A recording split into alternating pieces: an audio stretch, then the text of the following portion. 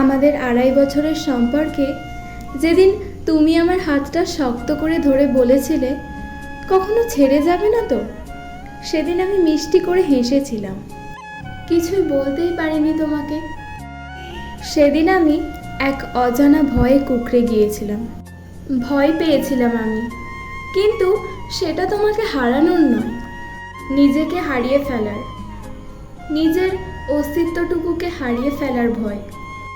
ভয় পেয়েছিলাম তোমাকে ভালোবাসতে গিয়ে আমি নিজেকে হারিয়ে ফেলবো না তো, কোনোদিন তুমি হারিয়ে গেলে আমি নিজেকে খুঁজে পাবো তো। সেদিন থেকে আমি নিজেকে খুঁজছি, তোমার ভালোবাসার ভিড়ে আমাকে হারাতে দেয়নি।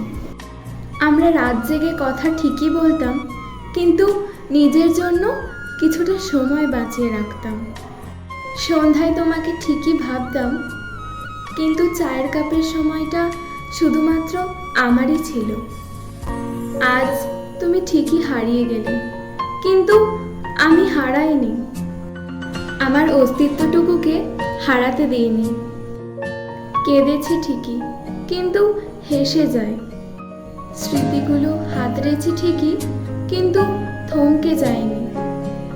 নিজেকে ভালোবাসতে শিখে গেছি, নিজেকে নিয়ে বাঁচতে শিখে গেছি।